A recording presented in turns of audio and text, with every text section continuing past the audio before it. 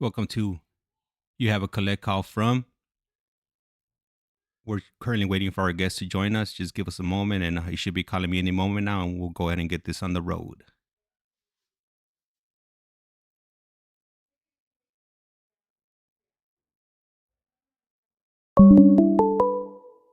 There he is. This call is now being recorded.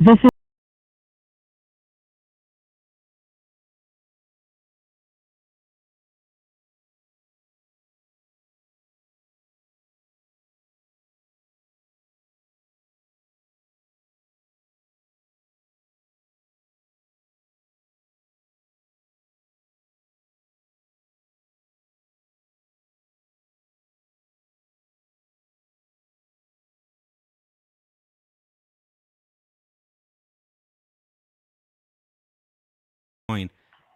So we're currently on live. I went ahead and pulled the trigger. So we're on we're on YouTube live. Um, so I was thinking today. I was thinking about it, and me and my wife were speaking about something earlier on, and I don't know if maybe you're familiar with it, but are you familiar with Chris Blatchford from Fox Undercover? Chris Blackbird. No, I'm not familiar with him. So he used to work, or maybe he still does. I'm not sure. I haven't really followed up on him or kept track of him. But he used to run this segment on Fox 11, Fox 11 News.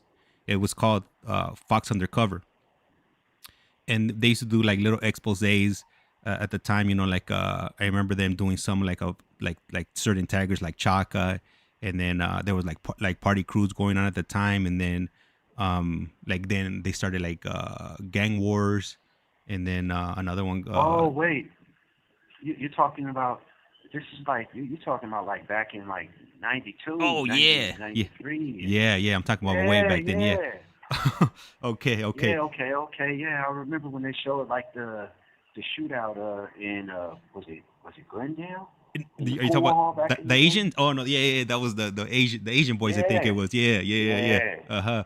yeah. Yeah. Okay, yeah. I remember that. I remember that. So the reason I brought it up to her was because I remember, like when it would come on, like I would be like, they would play the channels, or play the a commercial letting it was gonna be coming on either the following week or that day or whatever.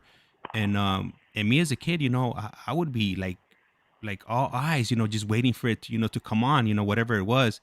And I think that like Fox 11 had like a big role or a big impact on a lot of the things that we did. Like I remember when I saw that Tiger one, I wanted to be a Tiger. Like like I saw the one where there was a party cruise. I was like, man, I wanted to be a part of a party crew. So uh, uh, Yeah, it's just like I was yeah. just thinking It's about it. Go ahead, go ahead. no. I was just saying it's crazy how that influence goes. I mean, I mean, I felt the same way. I mean, you know, when you see all these gang members on here and and back then, I mean, these are notorious gangs in LA, and you see these people, you know, committing homicides or shooting people and robbing people, and impoverished neighborhoods, we equate violence and use of force with power and respect. So when you see that, you don't see like the horror of what these people are doing, or even what I was involved in, what we all were doing back then. You just see it as as almost as glamorous because it's a mechanism of power, and so we see that and we want it for ourselves, and we go out there and we try and emulate it. Yeah. I mean, I'm like, man, it's just that like that in movies, they had such a big impact on me. I could speak for myself. They did have a big impact on me. And now looking back at it, I'm like, man, like they got us, man. Like they pulled us in, and I'm just figuring it out 30 years later, for 35 years later. It's crazy. Oh yeah, oh yeah. I mean, I remember going to watch New Jack City with my older brother, and I can't even, what was it, 89, 90, 89? I mean, just watching that movie and just seeing, you know, seeing Wesley Snipes and Alan Payne and, all those dudes and just, I mean, man, I mean, that was, I mean, it's Scarface, I mean, being a murderous drug dealer never looked so glamorous. I mean, like you said, they painted the picture good, man. They made it look like it was, like it was gonna be a fun ride, But even in those stories, the irony is that there wasn't any happy endings, even in the fantasy version. Yeah. None of them got happy endings. Yeah, and you know what I could say? I off the top of my head, there's even like movies that are not even gang related, but they've had such a big influence on people. I remember when Gone in 60 Seconds came out, everybody wanted to boost cars. Uh, when Fast and the Furious And came out, I'm gonna tell you a car, a GTA flick, New Jersey Drive. You got to check out New Jersey Drive. New Jersey Drive.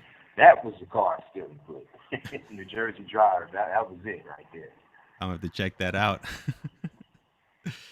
But yeah, and then like Yeah. Fast and the Furious. I remember when we went to see Fast and the Furious, and as we're leaving the parking lot of the movie theater, like dudes are trying to over there like burn out of the parking lot of the movie theater, and they got like some old little Toyota Corolla.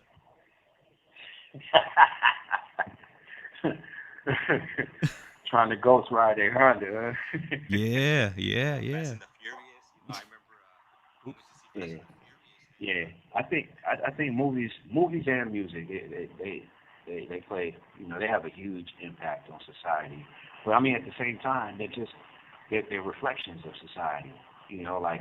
Like all of this stuff, all of these social ills and issues, like they don't happen in a vacuum. It's because This call and your telephone number will be monitored and recorded. it's because of the culture, that we establish, and not just our contemporaries or 1 to 2 generations back. I mean, you look at the founding of this country. They ain't built this shit on rock and roll. You know what I mean? Yeah, yeah, no,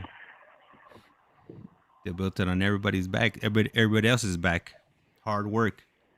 Yeah, yeah. I seen something from George Carlin, the late comedian. He said something that's pretty interesting about the caste system in America. He said the rich are the small percentage that rule everything,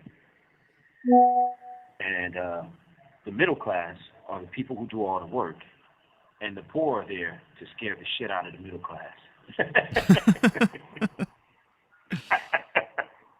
Yeah, I don't think I could have put it any better than he did. Yeah, that's economics for dummies. That's capitalism for dummies right there, man. Yeah, they got us on that, man. I remember when I was living in when I was still living in LA, and I was 30 years old, and I couldn't even move out. I couldn't afford to live, I couldn't afford to live on my own. It was either stay with my mom or get like 2 or 3 roommates if I wanted to, rent an apartment. It was impossible, and now it's even worse. I don't even know how people are doing it over there now with the the price of everything. Gallon of milk, gas, um, electric bill, internet, and then number one, you need a roof over your head. Yeah, it seems like you get just enough just to do that, and you know to get food to your belly until the next month. My brother and I, we were talking, and we talk a lot about about economics and me preparing to come home, and he lets me know all the time that that things are way different now. The world that I left out there, as far as a livable wage and being able to actually climb the ladder a little bit, and become a homeowner, and all of those things that that we aspire to do, when we're young, that our parents instilled in us.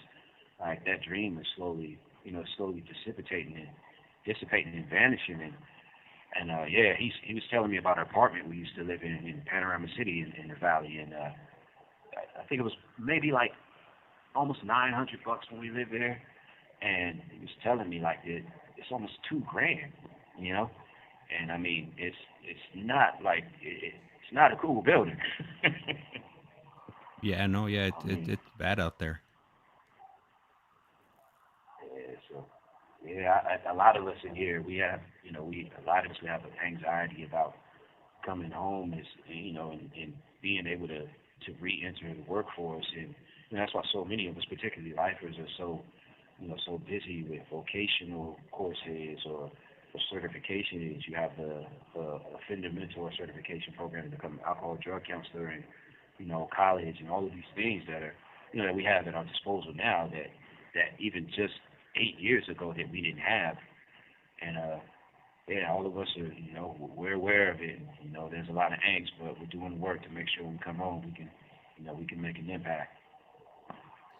Let me ask you. So now that you guys got your tablets now, and it's technology, do you think that's going to help you, being a little bit more familiar with because pretty much now you don't even need a computer anymore out here.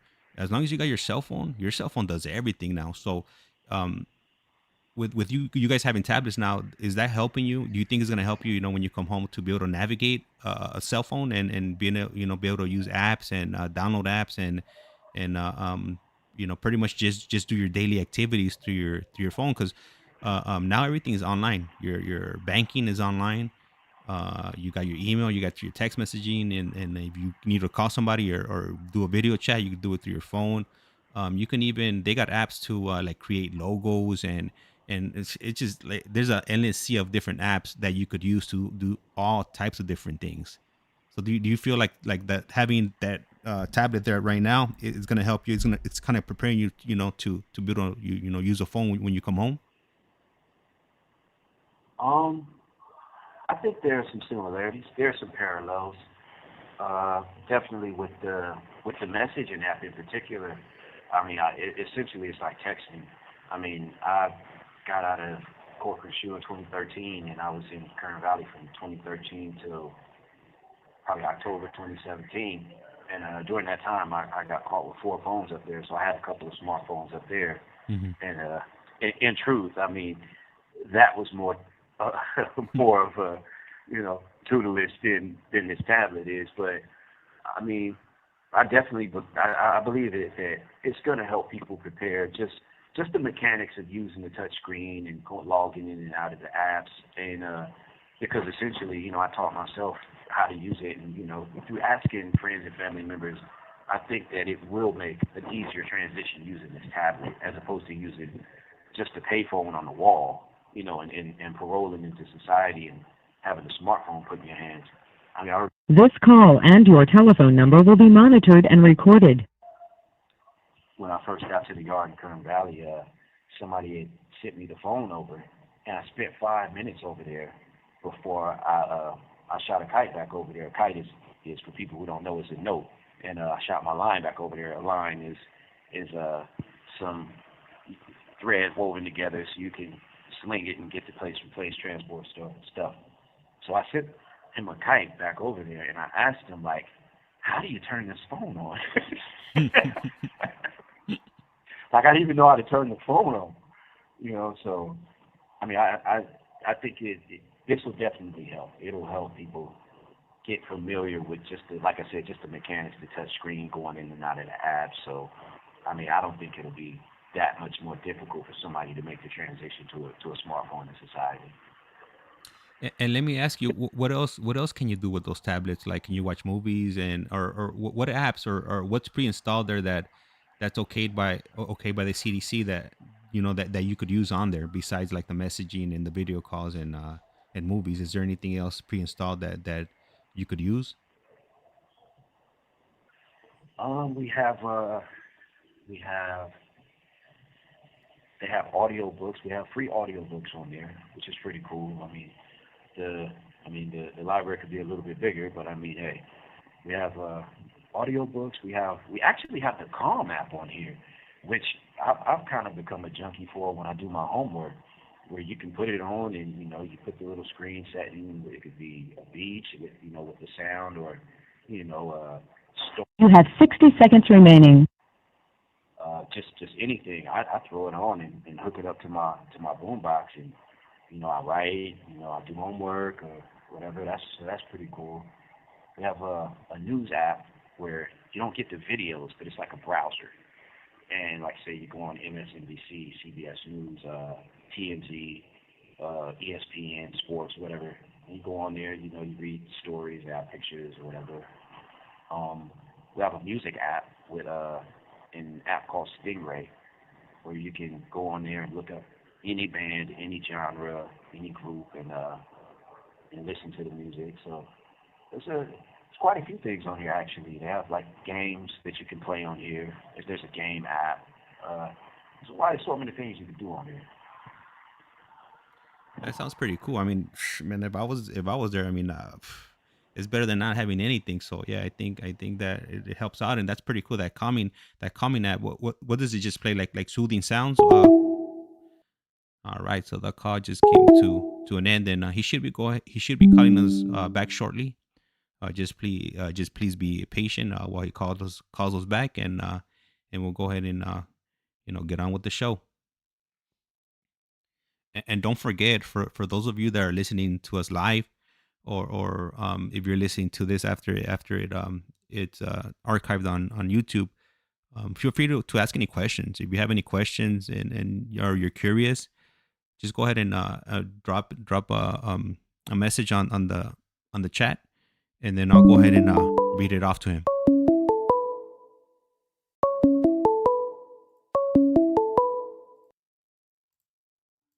This call is now being recorded.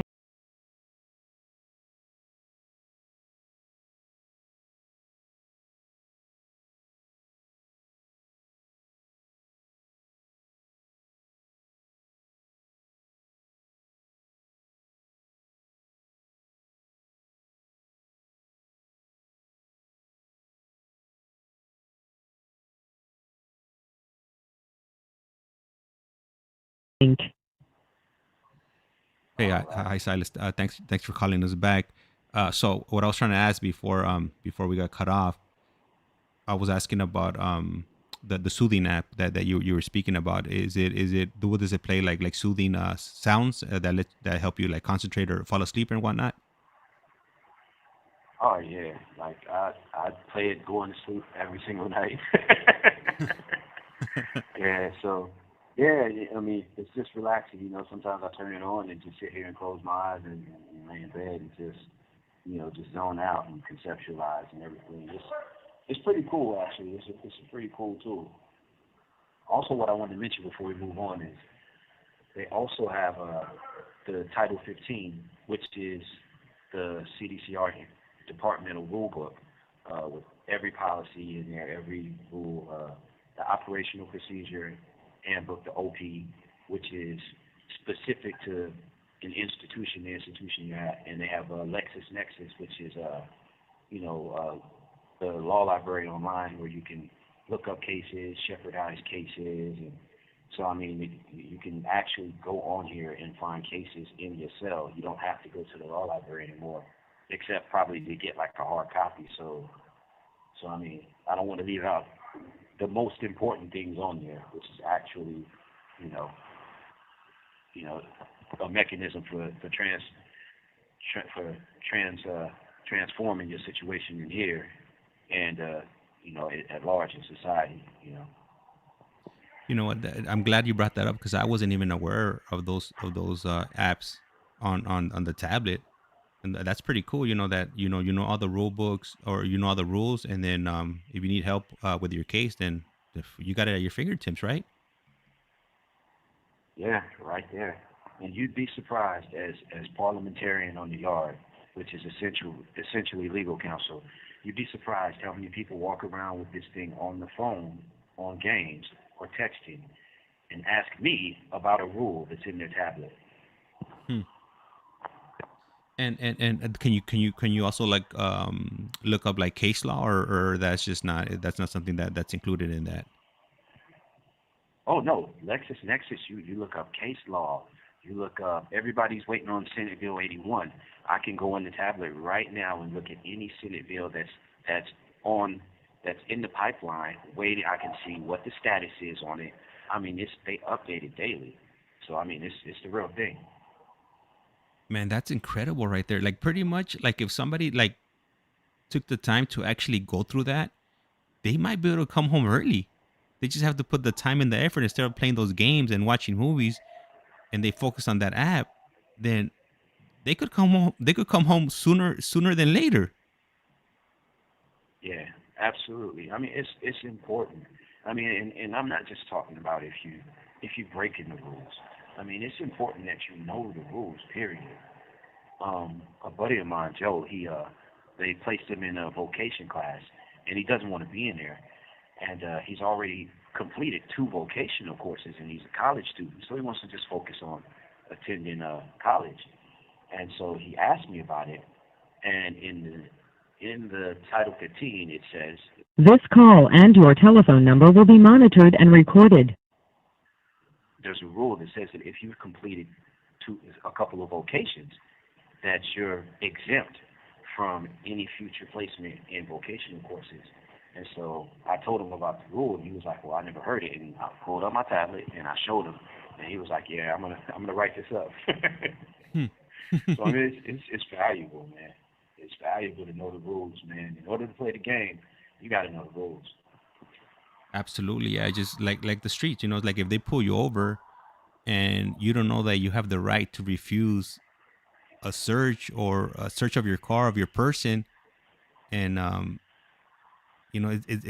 that's the game changer right there. Like when I was young living in LA, like I didn't know I had a right, like to refuse, for them not to search me or go through my stuff. And then as I got older, I found out about it, and then I also found out that they don't care, they didn't care. Like they would start searching my car. I'm like, hey, Right, I'm not giving you permission to check my car. And they'll be like, hey, we're gonna do whatever we want to do. How are you gonna stop us? right. And I mean, you look at a lot of people that are in prison right now. You know, whether it be their co-defendants or even themselves, they talk themselves into prison. You know, when people are Mirandized, they tell you you have a right to remain silent. Well, people seem to have this misconception that you only have a right to remain silent after you've been Mirandized. No, you have a right to remain silent, period. You don't have to talk at all. You know what I think? What happens is just seeing that badge and like that authority figure, it does something to your mind, and it's like you just want to start talking. Like you just don't want to shut up. Like shut up. Like you like you you're telling yourself to shut up, but you just can't stop. Your mouth just keeps on moving. Yeah, that you know what? That's crazy. Like for for for a culture of people who are so anti-authority. I mean, you get the biggest, toughest gang member, and you place him in prison, and you put him in front of a captain, a warden, a lieutenant for a 115 hearing or classification, which classification is, they give you a yearly review to review, your progress, your time, what you're doing in here. They call it your program. And you get these dudes, and they come in here, and they'll commit violence on somebody or do whatever, and then you set them in front of a couple of administrators, and they can't even talk because they're nervous. And it's that authority. It's that yield to authority. You know what? Before I started doing this YouTube thing, like I've never really been comfortable doing public speaking. Like I'm just like it's just not me. But I find that the more I speak on here, the easier it becomes. To put the thoughts that I have in my mind, put them out in into into a sentence. So the more you talk, the easier everything becomes. Yeah, yeah, absolutely. Say what, 20 days? You do something 21 days, and becomes a habit. So yeah, absolutely. The more you do something, the more you cultivate your skills, the more you're gonna be able to excel at it. So yeah, I mean, it's true. Practice makes perfect. Yeah, and yeah, you would ask me 6 months ago if I would have been doing something like this. I would have said no, but You know what? I watch a lot of this. I watch a lot of YouTube, and something that what a lot of the YouTube creators would say would be like, if you don't like what I'm doing, then why don't you open up your own channel and do it your way? And that's what I'm doing right now, and I'm doing it the way I see that it's gonna actually benefit us. So that's why I'm doing this, and Right. I'm getting out of my element, and you know what, and I like it. It's different, and my wife, she's telling me that she's noticing a change in me, and like I get excited, just like, hey, like I'm gonna get a phone call, I'm gonna jump on the phone, and we're gonna conversate, like we've never met in person, or prior to this, me starting this, but it's interesting speaking to you. Oh man, likewise, man. Likewise, and I think it's I think it's interesting, that you had a vision, and you stuck to it. Like that's important. Like a lot of us, particularly when we're younger and we lack the self confidence, we may want to do something, whatever it is, whether it be art or sports or and we let negative self talk get in our way and stop us from going out there and actually taking a chance to accomplish the things that we want, man. And I think it's really cool, and I commend you for you had a vision, and you actually brought it to fruition, man. I mean, not a lot of people can say that, you know. Thank you, thank you. I appreciate that, and it's funny because I think maybe for like the last 2 or 3 years, like I've been buying equipment. Like I've been buying, like I'll buy a microphone, like I'll see like a really good deal like on a microphone that's like normally like $120, and then somehow I managed to get it for like $30, or I'll see some lights on auction, and then I got it for like $6. And my wife is like, "What are you getting all this stuff That for?" hustler, that's that LA in you, man. That's that hustler in you. Yeah. So yeah, I got all kinds of. I got like four different mics around the house. I got like six pair of headphones, and like I'm not even doing anything with it. But then I'm telling my wife, look, I could do this with this program, and like if we have a party, then I could record it, and like I could stream it online. And then when it comes around, I'm not even using it for any of that till now. Now I'm putting it to use now, and it's cool because like I've been watching these videos on how to stream online, and how to set up your mics, and like do visuals and whatnot, and it's pretty cool. Yeah, that's insane, man. That's insane. Like all of that is like, I mean, that's next level to somebody like me in here, man. I can't wait to get out there, man, and get involved, fully involved, and get immersed in all that stuff. Yeah, man. It's like when you come home, like you could look something up on YouTube. Like if you don't know how to do something, let's say if you don't know how to tie a tie, you just type in how to tie a tie, boom, and though you'll find like 50 to 100 videos just showing you how to tie a tie. You could find that to how to start your own YouTube channel. There's guides for everything, anything and everything. You'll be able to find it. Yeah, yeah. My fiance didn't know how to. She was trying to edit a video on the app, and I tell her all the time, YouTube, YouTube, YouTube. If they don't have it there, it don't exist. Yeah, yeah. I remember when you guys just got the tablets right there in Centinela, and the videos that you could send in the messaging app. They could only be under 100 megabytes. I think it's 100 megabytes and 30 seconds. So I was like, man, I want to send my buddy over there some music videos.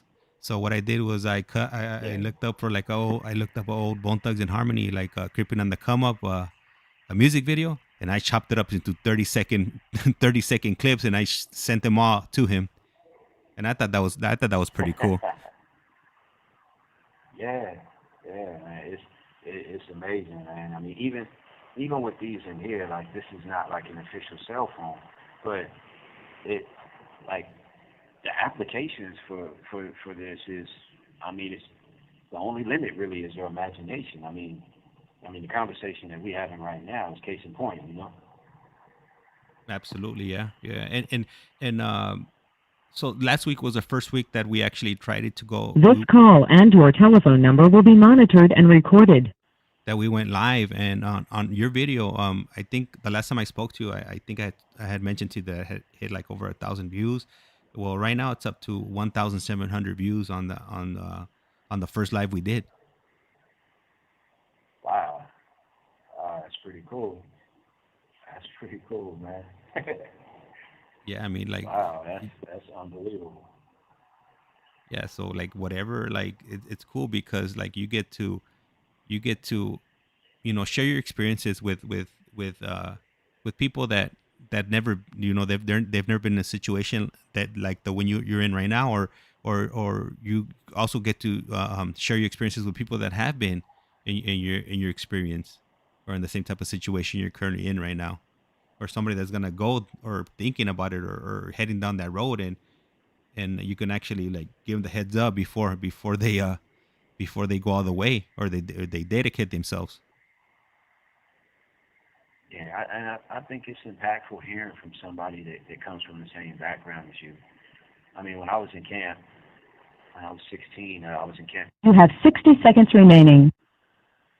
and there was a Christian band that came and performed for us and was talking to us. But we're looking at these people like, they're passing out Bibles, and meanwhile we got to go back to our communities and deal with life there, and I think it's more impactful for somebody that's coming from where you come from. I plan on going back there and speaking to the kids there, and I mean I think the fact that I actually slept in those bunk beds there would resonate with them more than some goody just coming and telling them to stay in school and don't do drugs. I think that'll be cool. You know what? And if you do ever do something like that, I'm in. Count me in. I'll raise my hand, even if you're not inviting me. I'll be more than happy to go speak to them. I mean, obviously, I've never been where you've been, and I kind of snapped out of it before it got that serious. So, I could kind of give them my experience, what I went through and what happened and what made me open up my eyes to stop me from going down that path.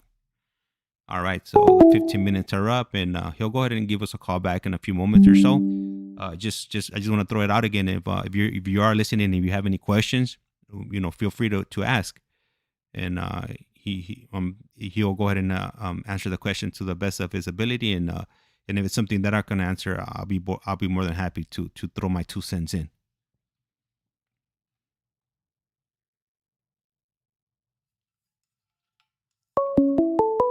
All right, and there he is.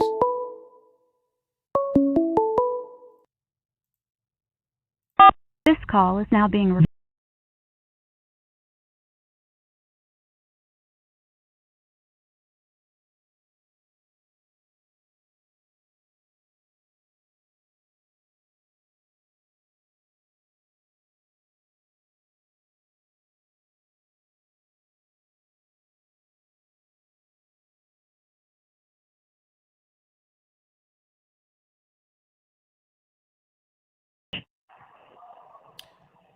So right now that you mentioned camp, I started thinking about because I went to camp, when I was younger, and Okay. certain things happened in camp that kind of opened up my eyes to the way things really were.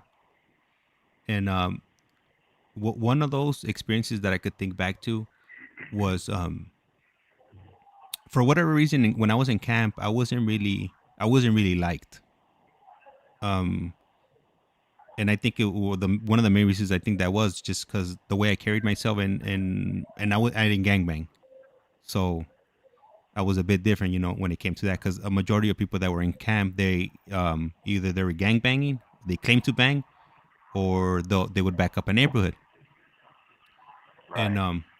I remember this one time, I got into an argument with somebody, and I was in Camp Resnick, and I got into an argument with somebody, and he wanted to fight, but I was like, I wasn't like, for me it wasn't even that serious.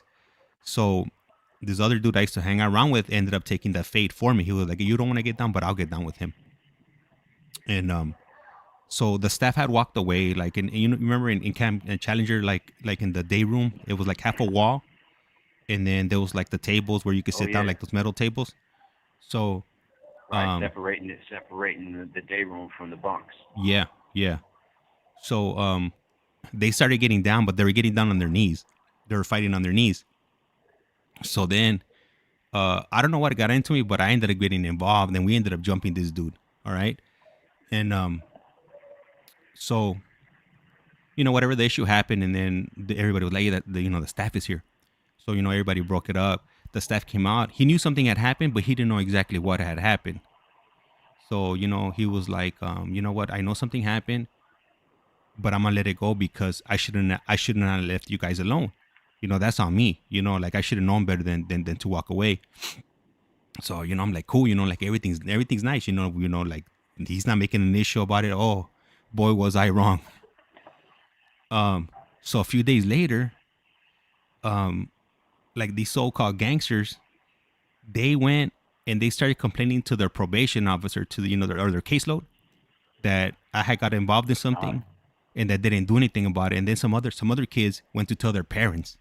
So their parents are calling the camp like, hey, like what's going on? Like you guys are supposed to be, taking care of these kids, and this is happening. Like how are you guys allowing this? So what ended up happening is they ended up interviewing a bunch of kids, and everybody just ended up telling on me. And I was like, what part of the game is this? Like what happened? I thought like you guys were like, all high power and whatnot, and you guys are telling on me. So I ended up they ended up taking me to the box right there in Challenger, and I don't remember if I spent like 2 or 3 days there, but they were talking about refiling on me, 602ing me, and I was like, what? I was like, saying, why? Hey, what? Like, what's going on? So what ended up happening with that? They couldn't figure out, what the whole issue was about. And ultimately, I mean, I'm the one that brought that upon myself because I didn't want to get down with the dude in the first place, and then I ended up getting involved, and we ended up jumping that dude. Um, but they ended up putting me on what was it? Gang unit probation. So I used to know before regular probation, I would go to the probation department right there on Crenshaw and Exposition. So after that, when I got out of camp, they ended up moving me over to Imperial in Vermont.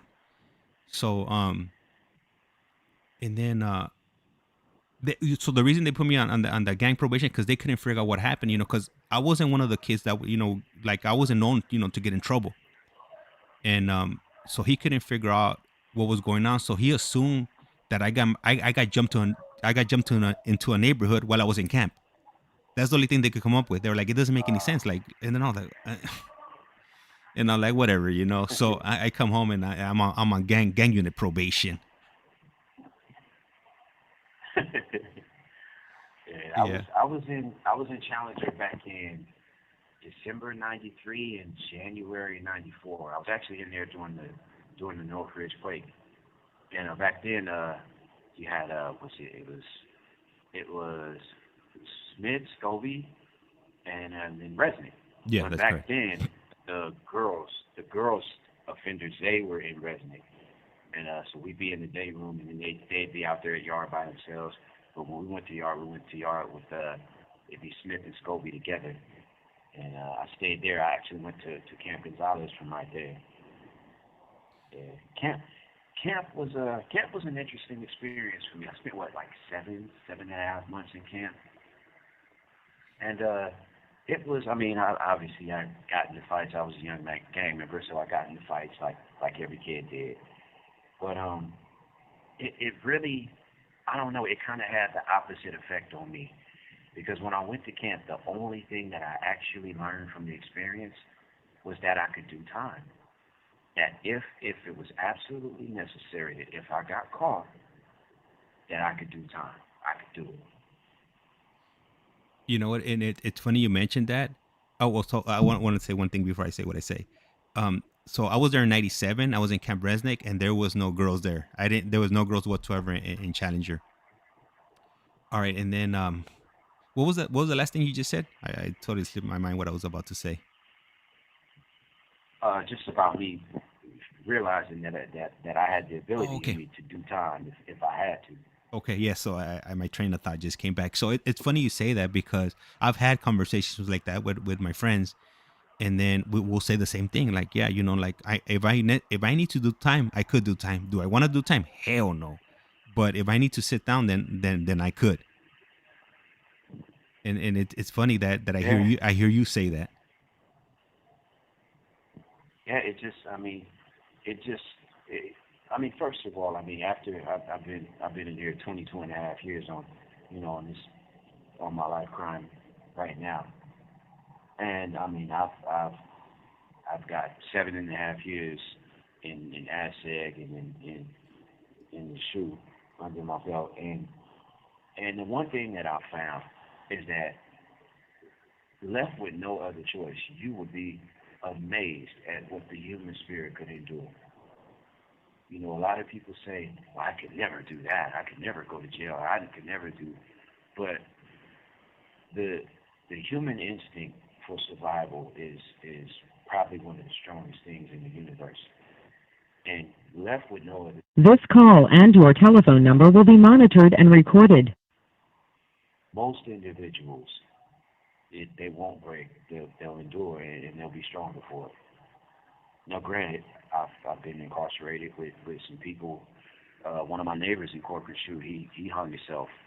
Yeah, I've seen, you know, another neighbor. It's, so I've seen, people. I've seen this break people. I've seen people lose their sanity in here. But for the most part, I think that placed in a situation like this, people can hold up under it. Look at the California prison system. There's tens of thousands of people in here. So I mean, it's sad, but it's endurable if given no other choice. Let me ask you, what what incident, or what's the most horrific incident that you've ever seen in prison, that sticks out in your mind, that you couldn't believe what you saw when you saw it? Um, there's one. Hands down. This was in CR Salinas Valley. I guess oh six, end of '05, beginning of '06. Uh, we're out on the yard, and this guy's at the drinking fountain, and my my ex Ellie and I we're standing there watching over by. They're directly under the tower, and the cops are directly under the tower, the COs, and these guys are at the drinking fountain, and they just lay into this guy. They're stabbing this guy with something as big as railroad spikes, almost two of them, and so the guy falls down, and one of them just phones out and gets on the ground, and the other guy is straddling him, his waist, and just plunging the knife into his chest and his neck, and the guy is gone.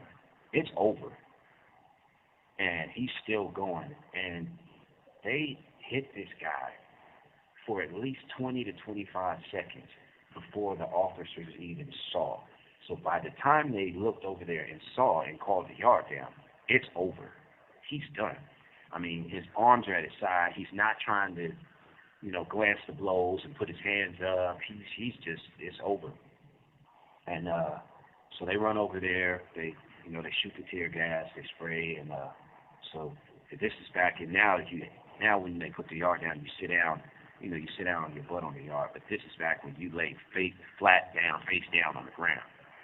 And so we're laying down, looking over there, and the guy just plunges the knife into him one more time and just leaves it there and trots backwards and gets down, has both his hands up. He gets down, and when the nurses come on the yard, this is the only time in 22 years, and I've seen approximately 50 stabbings and been involved in 3. This is the only time I've ever seen medical personnel get visibly upset at what they saw when they got there, and they didn't even know where to start on the kid. It was over, and so he was dead right there, and they took probably like 10 minutes to bring the ambulance. They took his vitals, and there was no urgency, so all of us knew it. And just seeing that, and to have the COs maybe 15 yards away, 12 yards away. And I mean, this, it let me know that, that first of all, these CEOs in this administration, they're not going to protect you. Anything that you do, you have to get it done yourself. And I mean, if left to them, to protect somebody, I mean, this is the end result. And it just let me know that I mean, I already knew how dangerous this place was, but that just reaffirmed to me, the necessity for me at the time where I felt like I had to carry a weapon and be hyper vigilant. So I think that was probably the most violent incident that I actually visually saw. And I heard you mention, you said he was a kid. How old was he? 20s. He was younger than me. At this time, I was in. At this time, I'm probably like almost 30, and he was younger than me. I mean, he's early 20s. And you also said that they would make you prone down before. Um, what would happen if something happened and you were, like, let's say, on the asphalt or on concrete? Were you required to lay down on the asphalt? I'm not sure. I don't know what the weather is like in Kern Valley. I'm assuming it's hot. Would you have to prone down on It's the hot. asphalt or concrete? You would, but most people would just move to the grass. But I mean, if you're there, if you're caught right there, if you're on a basketball court, then that's where you're getting down at. Wow. But eventually, that's what led to them changing the policy where you just go down to a sitting position because, I mean, you'd be surprised how hot that ground gets when it's 106, 107 degrees and people have been burned and all kind of, so that's pretty much what led to them changing that policy. Right now, I just noticed we got a question from LA analyst, and they're asking. They put, "Hi, Salas. How did the shoe affect you mentally, and where do you see yourself in 5 years?" Um, okay, I guess I'll answer the shoe question first. Um, wow, the shoe affected me, and I mean, You have 60 seconds remaining. I guess I'll call back before I answer. Okay. All right. Cool. I'll go ahead and be waiting here. Uh,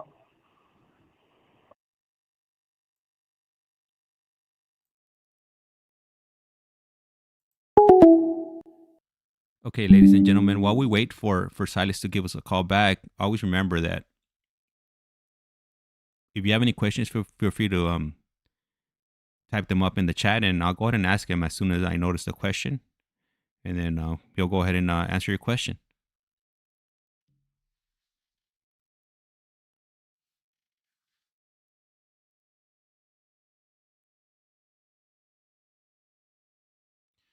Anybody currently on the live stream? Did you see, how was it that you guys got here to the live stream? Are you following this YouTube channel, or did it just pop up on your feed? If you don't mind answering that question.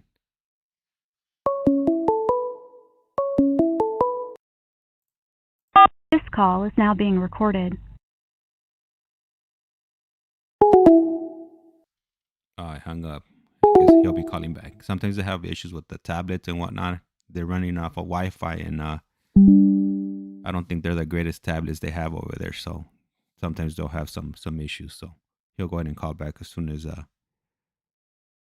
the call goes through.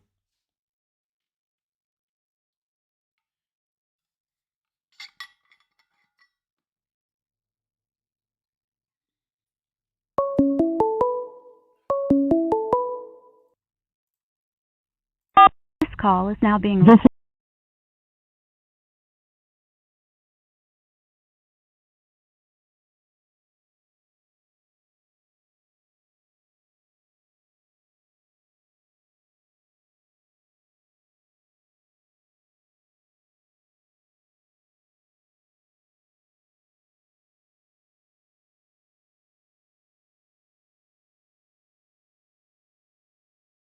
Thank you for calling me back. okay, all right.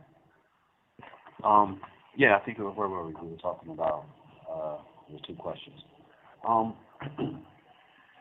the shoe affected me in ways that are probably too profound to even explain.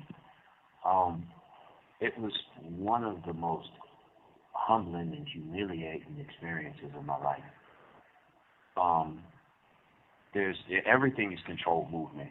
You know, you're chained everywhere you go.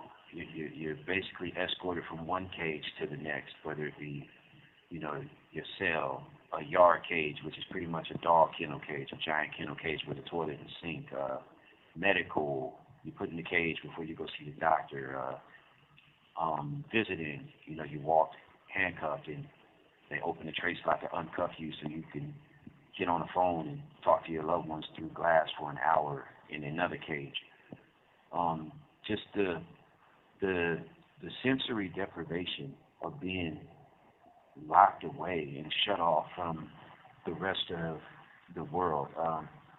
Prison. Think of prison. Think of a prison like a miniature city, and each yard is a different section of that city. Well, ADSEC. Think of ADSEC as the county jail. And if you go to ASEG, you're waiting for your disciplinary disposition to be adjudicated. After that, if you receive a long-term sentence, just like the county jail, you go to prison, you go to the SHU, where you go for long-term commitments. So the people who spend time in the SHU, they spend time back there for years. I did 18 months one time, and I did 5.5 years the second time. And the things that you see there, and the things that I've done back there, yeah, I mean, it changed me irreparably. Um, uh, there's a sense of the sense of being untethered from everything that you know to be existing. There are moments back there where everything in the rest of the world seemed to be, like, I guess, not as real as what was present there. It seemed like the outside world and the people who I was communicating with through letters, because there are no phone calls, they were just shimmery, like almost like they didn't exist, because the only thing that really mattered was the urgency of what was happening in that place. Corcoran Shoe, in particular, where I spent 5.5 years, is one of the most notorious shoes in the country. If for those of you that are interested, you can look up an expose that was done by 60 Minutes on CBS in the late 90s about, you know, the gladiator wars where correctional officers would pit black and brown people against each other, and they would stab each other, and then they would shoot people on the yard and kill them, and just a slew of corruption. And though it wasn't that in that state when I arrived in 2008, there is still a heavy form of just corruption that's rampant in that place. And I think the biggest thing is just the loneliness of being isolated in an environment where you have so little human contact, and the people that you do have contact with are mentally ill. They've been back there for years, and there are a lot of those people back there. One of my neighbors had been in the SHU for 34 years, and they've just been moving them around from prison to prison to prison. There's a lot of that. There are hyper-violent people back there, and sadly, I was one of those hyper-violent people because that's why I was there. This call and your telephone number will be monitored and recorded. But being released after 5.5 years and going back in the general population, I had a lot of anxiety. Like, I wasn't used to being around people. I was isolated for the better part of 5.5 years in a cell by myself. So when I hit the yard and there's 200 people outside, and, you know, everybody that I knew is coming up to me, hey, Sam, what's up, and, you know, wants to give me a pound or whatever, like, I'm uncomfortable. because even though I was in good standing back then with my gang, I just have this apprehension about being around people because I'm not used to it anymore. Your eyes. I never wore glasses before I went to the shoot. I wear glasses now. The lights there are really funny, and it's dark most of the time. So every time you come outside for yard, like your eyes are watering because the sunlight is so bright. Um, I mean, it's just there's just too many ways to describe how I was affected by that place. But it also allowed me to the time and space for introspection and to review, do some personal inventory while I was so angry and decide what I wanted in life, and ultimately it helped me, form my passion for writing, and so I mean, while it was a pretty tragic time in a lot of ways, it was kind of like a phoenix moment for me because I was able to rise from that and get on the road to becoming the person that I am. The next question, where do I see myself in 5 years? Uh, First of all, I see myself socially, spiritually, mentally, and politically free. And I also expect myself to be physically free. Um, right now, I'm without my physical freedom, but the irony is that I'm freer than I've ever been in my entire life. Um, I've I've been able to publish my writing. I have a book out right now. I'm writing my second book. Um, I've obtained my AA degree. I'm in a bachelor's degree program at San Diego State right now. Doing the work of reestablishing a connection with my daughter right now, which is the most important thing. Um, I've made amends with family members, and I've opened up doors with relationships with people where I've wronged them. And so in the next 5 years, I see myself realizing the potential of who I was meant to be. I believe that I'm going to be successful in whatever I endeavor because I'm fully committed, and I've been through the fire, and I understand the importance and of an opportunity, what an opportunity means, and yeah, I don't think the world is ready for me. Hey, well, I want to go ahead and congratulate you on obtaining your degrees. Because a lot of times people go to prison and they don't come out with anything. They come out worse than what they went in, and it seems like you're doing something good with your time, and something to that you're actually going to be able to use in the real world when you come home. Yeah, absolutely. I mean, this place, CDCR, used to be just a warehouse where they put people and people, human beings, just languished. And in the last probably 7 to 10 years, like things have begun to change. And while they're changing slowly, I mean, look at what's happening now. I mean, here it is. I'm in the cell at 8:47 where there's no day room out, and I'm talking to you on the tablet on a free call. I mean, and I have a laptop right here on my cell from school, that I'm going to study it with after we get off the phone. I mean, yesterday when we went to class, to my art design class, they gave us book bags. I have a book bag from San Diego State on my bunk, and while that may not seem like a huge achievement for anybody out there, like the security provisions are so strict and stringent in CDCR that just for my cohort and myself to have that, to have that symbol of what we're doing is, it means everything. So I mean, there are opportunities abound in CDCR. One of my cohorts, my classmates, he's a certified drug and alcohol counselor, and he got that in Tehachapi in prison. So they're allocating a lot of money to different programs to help people in here who are willing to put forth the effort to put their lives back together and fight for their lives. So, I mean, I I just advise everybody, in here or anybody out there that's listening, employ your loved one to take advantage of every educational, vocational, self-help opportunity in the system because it's here and things move in cycles. So, who knows how long it's gonna be here? And right now, where you're at, what's the percentage right now of other inmates that are taking advantage of these opportunities that the CDCR is offering? Sadly, not as much as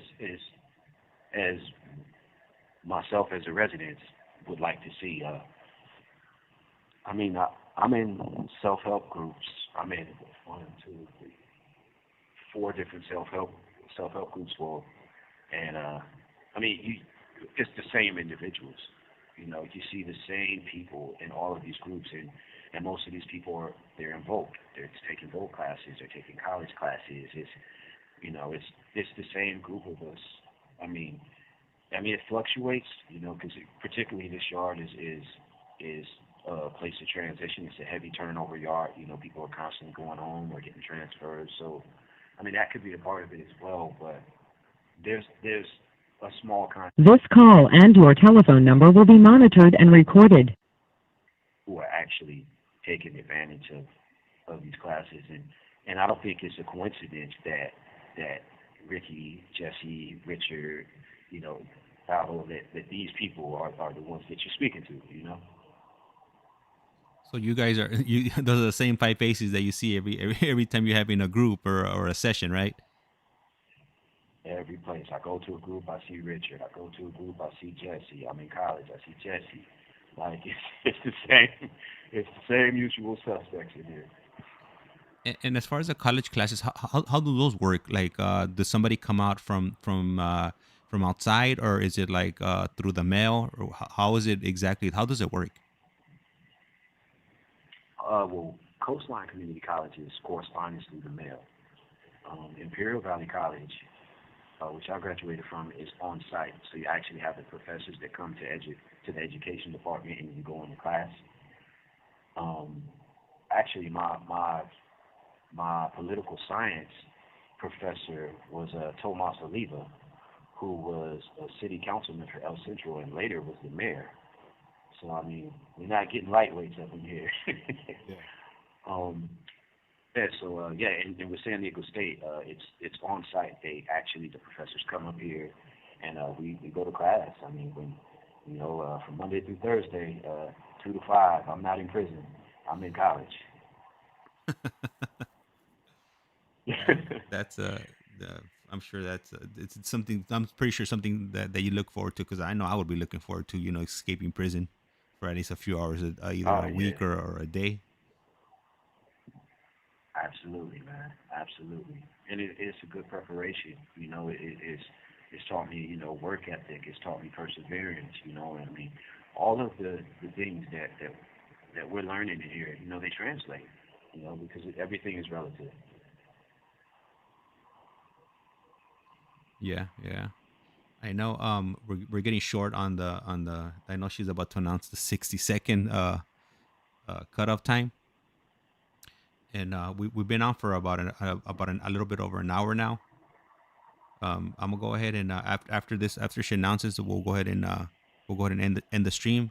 But you know what? I just want to thank you, for taking time out of your day to make these phone calls, and hopefully, we are You able have to. 60 seconds remaining. There she is. Hopefully, we're